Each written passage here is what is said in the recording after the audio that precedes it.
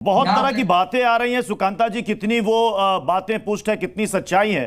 क्योंकि कहा यह भी जा रहा है कि उस अस्पताल के अंदर कुछ रैकेट चलता था जिसकी जानकारी शायद उस पीड़िता को थी, क्योंकि परिवार वालों ने एक डायरी सीबीआई को सौंपी है। पता नहीं उस डायरी के अंदर क्या है, लेकिन कई तरह की खबरें आ रही हैं। शुभेंदु अधिकारी ने खुद कहा कि ऐसा लगता है कि रेप और मर्डर कहीं और किया गया, सेमिनार रूम में लाकर रखा गया।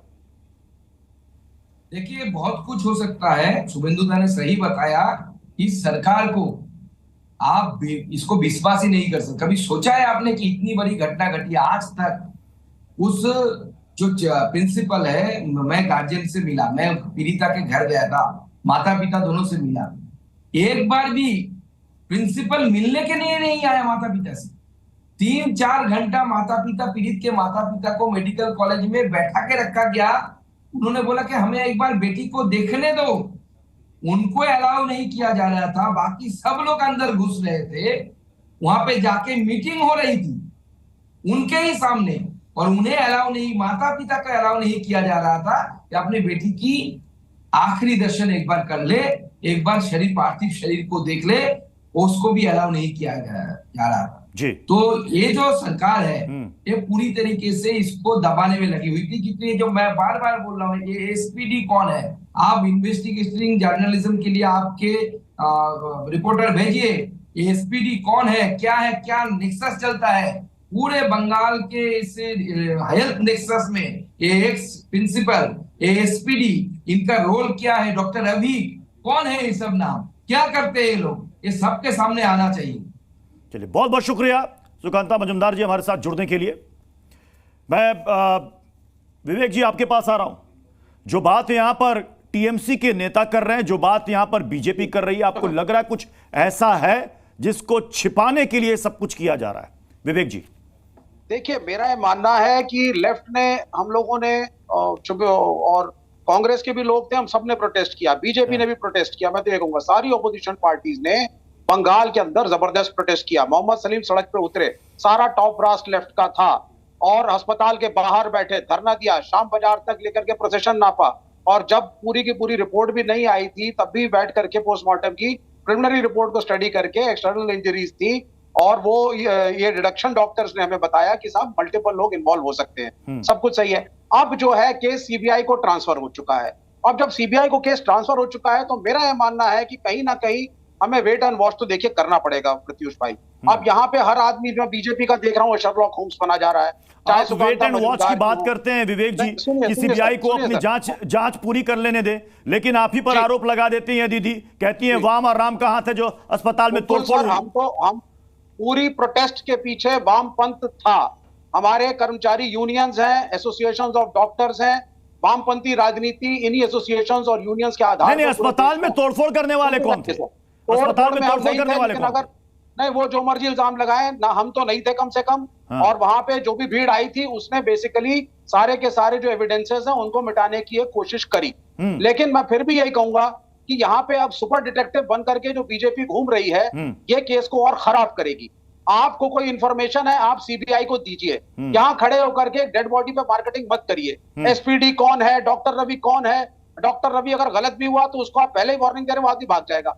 तो ये सब वो आपने मेंबर पार्लियामेंट टीएमसी के बताए। अरे भाई, अगर आपको इशू रेस करना है, मैं अबू शर्मा जी और अनंत सर, मैं आपके पास आऊं, उससे पहले मैं इसका जवाब शाजिया आलमी से लेना चाहूंगा। विवेक जी ने कहा कि ठीक है, सीबीआई इस मामले को देख रही, सुपर डिटेक्टिव ना बने बीजेपी।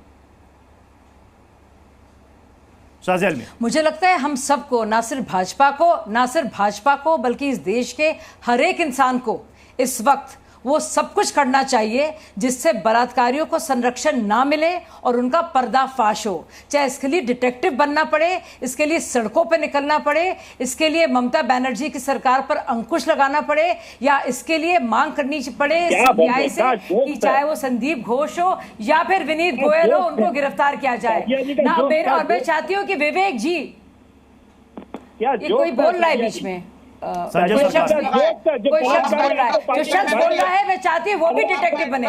कोई शख्स लगातार बोल रहा है कान में, जो शख्स से बोल रहा है, जो इंसान जिससे पूछा नहीं जा रहा है वो भी करे।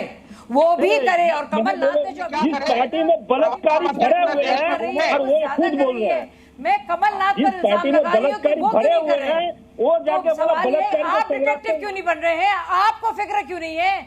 मेरा ये उल्टा सवाल है कि आप क्यों नहीं कर रहे भाई साहब? कौन रोक रहा है आपको? बलात्कारियों के साथ क्यों खड़ा होना चाहते हैं आप? मैं जो हूँ उन भेड़ियों के साथ नहीं हूँ, और मैं चाहती कोई हूँ भेड़ियों के साथ नहीं है। आपको प्रेसिडेंट रूल लगाने का बहाना चाहिए। 22 प्रवक्ता भाजपा के पूरे देश में घूम रहे हैं और माहौल आप बना रहे हैं। देखिए कैसे आप भड़काऊ बयान दे रहे हैं इधर उधर। आप मुक्ति संभालिए। पहले उत्तर प्रदेश में योगी आदित्यनाथ को बोलो इस्तीफा दे। और लेफ्ट वाले बलात्कारियों के साथ खड़े, कोई नहीं खड़ा है बलात्कारियों के साथ। जो बोल रहे हैं देते जाते हैं आपको बिल्कुल पार्टी में। साथ खड़े हैं आप, जो संरक्षण बिल्कुल आपको खड़े हैं। आप पार्टी में जानते देते हैं जाते हैं। सबूतों के रामविलास कौन है? साथ खिलवाड़ हुआ है। आप अबू शर्मा जी, लेकिन आप बचा रहे हैं। अबू शर्मा जी, अबू शर्मा जी, और आप लगातार बचा नहीं, ये बार बार ये क्या? विपक्ष की तरफ से आरोप लग रहा है कि भाई हम तो आवाज उठा रहे हैं बेटी को न्याय दिलाने के लिए, लेकिन ये बीजेपी की चाल है प्रेसिडेंट रूल लगाने के लिए। तो फिर ये टीएमसी के सांसद भी इसी चाल में शामिल है? सुप्रीम कोर्ट ने स्वतः संज्ञान ले लिया है मामले का सर। नहीं, बीजेपी, वामपंथी, कांग्रेस इस बारे में थोड़ा दूर रख के, इस बात को दूर में रख के 1905 में 16 अक्टूबर को लॉर्ड कर्जन का बंगो भंगो के खिलाफ रविंद्रनाथ टैगोर जी के साथ जो बंगाल के और कलकत्ता के आम आदमी, चाहे वो महिला हो पुरुष हो, सब लोग उतर के आए थे इस घटना के विरोध में। उसके बाद इतना साल बाद इस जो क्षति हुई उस क्षति को भरपाई नहीं कर पाएंगे, लेकिन एक आशा का किरण इस घटना से, जो पूरा पश्चिम बंगाल के लोग एक होकर इस घटना का प्रतिवाद कर रहे हैं।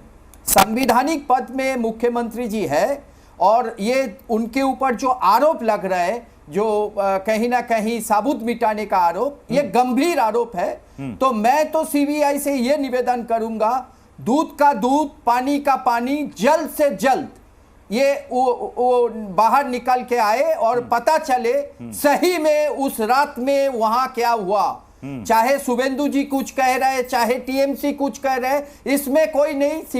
सीबीआई बहुत ही पारदर्शी संगठन है। मैं तो सीबीआई से ये निवेदन करूंगा, जल्द से जल्द दूध का दूध और पानी का पानी सामने आए। और एनसीआरबी का जो रिपोर्ट आप लोग सबको मालूम है, हर घंटे में 51 महिलाओं के ऊपर सेक्सुअल हैरेसमेंट होता है। अब हम लोग 2, 3, 4, 5 घटना को लेकर बहुत हाइप में चले जाते हैं, मीडिया भी बहुत लड़ाई लड़ते हैं, लेकिन वो मतलब जो 51 मैंने कहा उसमें शायद 10 मीडिया में आते हैं और 41 केसेस गायब हो जाते हैं। इसीलिए मैं बोल रहा हूं ये राजनीतिक विषय नहीं है। इसमें चाहे वो भारतीय जनता पार्टी हो, कांग्रेस हो, बीजेपी हो, टीएमसी हो, सब मिलकर बैठे, केंद्रीय सरकार, राज्य सरकार मिलकर बैठे।